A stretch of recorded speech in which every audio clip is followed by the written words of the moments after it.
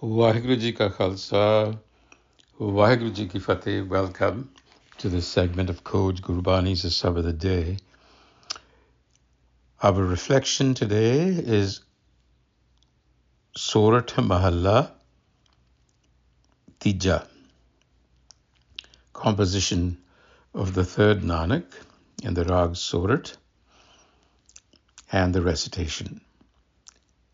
Surat Mahalla Tija, Har Jiu Tudh Sada Salahi, Har Jiu Tudh Sada Salahi Pyare, Jichar Kat Antar Hai Sasa. So Har Jiu, addressing the self, the creator within, if you will, as a beloved, and saying, as long as there is breath within me, Jichar Ghat Antar Hai Sasa, I will glorify you, singing your praises. And so we need to understand that singing praises is not simply the physical act of singing, although that is also singing of praises, Gurbani, Kirtan. What that means is that your expression, your singing, your expression will be in praise of the Creator. In other words, you will wear the virtues of the Creator. And then again, Jichar, Ghat Antar Hai Sasa. So devotion is not just an occasional thing. It's not a Sunday thing to go to the Gurdwara.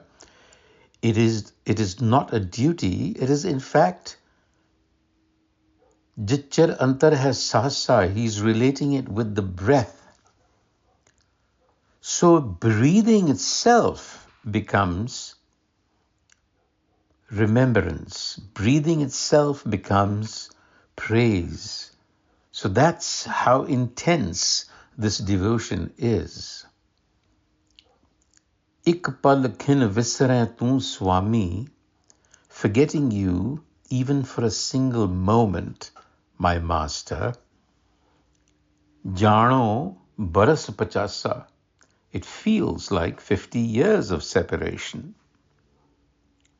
So here is an indication of how intense that longing has to be, because Guru Amar Das is using the analogy of clock time, a moment equaling 50 years.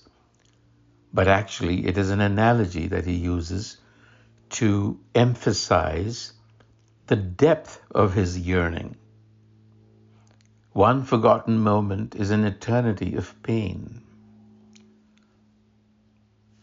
That's the depth and intensity of devotion. Hum mood mugad sada se pai, gur ke sabad pragasa. Hum mood mugad sada se pai. Making a statement. Hum, we, I. Mood, foolish. Mugad, intoxicated, ignorant. I am foolish and ignorant. Gur ka sabad pragasa.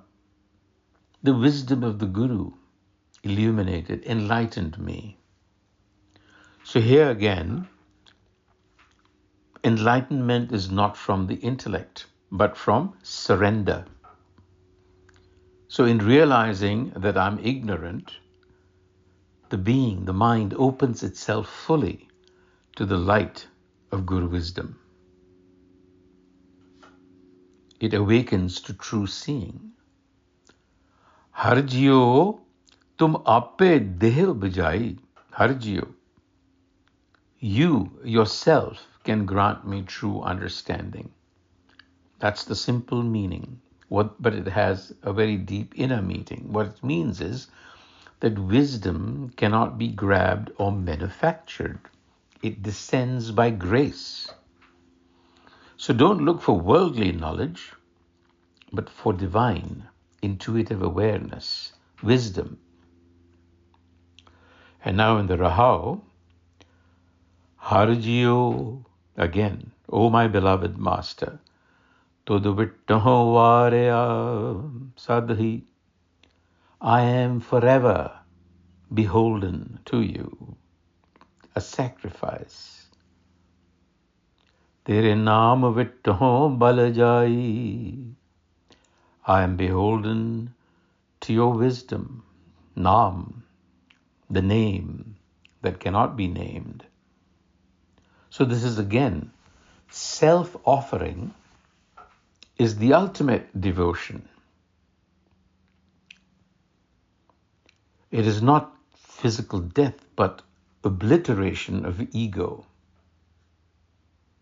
All selfish identification is lost, and you become pure fragrance, wisdom.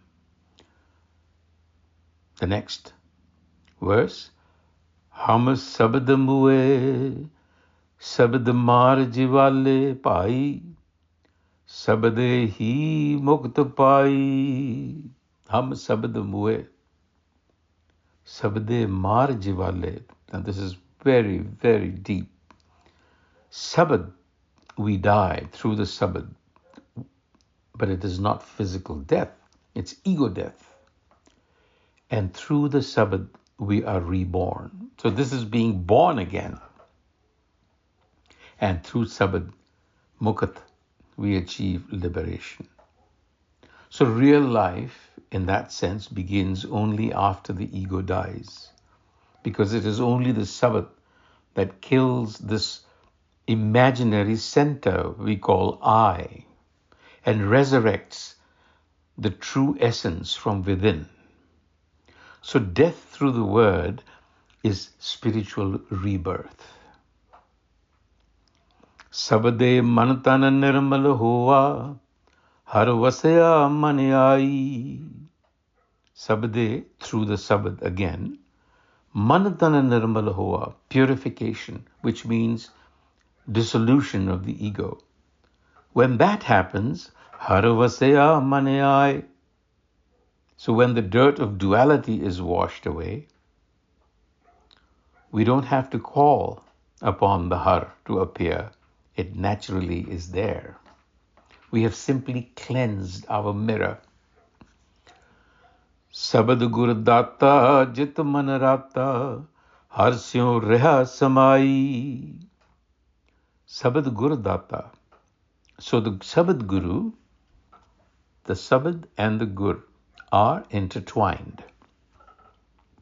Datta, the giver, the gift.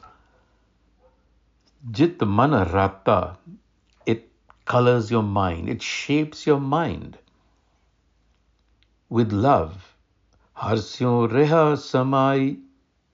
So the true coloring of the soul of the individual is when all thoughts, desires, impulses are soaked in wisdom. No separation remains, only oneness. Harsyo reha samai, samanata, equality. The third verse, Sabad na jane se anne bole, se kiti aaye sansara. Those who do not understand sabad, those who do not engage with sabad, anne bole, they are spiritually blind. And what they speak is shallow speech. The Guru is actually questioning, why did they even come to the world, since they're wasting a life? So an unawakened life is a life wasted in noise. And their words are hollow because they have no anchor in truth. Har rasna paya birtha janam gavaya, jamme hai varo vara. Again, being reborn again, repeating oneself over and over again, not at moving forward. Life's purpose is to actually imbibe Amrit, the nectar of divine love. Without it, life becomes repetition, not evolution. We have to evolve, and until we evolve, we are going to keep spinning our wheels. That's the caution here. Bishta ke keede, bishta mahe samane, manmukh mugd gubara. So they are like worms living in filth. It's talking about the self-will, the ego conditioned. You remain in spiritual darkness. You're in fear. Life becomes an inner rot. The concluding verse, Ape kar vekhe marg laye pai, ape kar vekhe marg laye pai, tis bin avar na koi. Ape, the Har, places the individual on the right path. There is no other power that can do it. When grace is bestowed, the being is guided. All striving must happen, but realization is pure gift. Jo tur likhya so koi na mete pai. Jo tur likhya so koi na mete pai. Karta kare so hoy. Again, ordinance, providence, what it ordains cannot be erased. We are in this big game. It's not fatalism. It is simply an invitation to surrender to whatever providence ordains, whatever comes our way. It is not to resist, because in that resistance is fear, is anxiety, and in going with the flow with contentment is joy. Nanak naam vasaya man antar pai, avarana duja koe. When you imbibe that wisdom, you recognize there is no other. There is one actor in this game. There is no room for any ego. The mind becomes a pure vessel of love. So, the Guru spoke about yearning for every breath, one moment being equal to 50 years. And that the very breath that we take is life. It's Har. It calls for humility, death of the ego, and the rebirth of the Har. And it warns us against the blindness of ritual and celebrates the grace and the union. Vaheguru Ji Ka Khalsa, Vaheguru Ji Ki Fateh.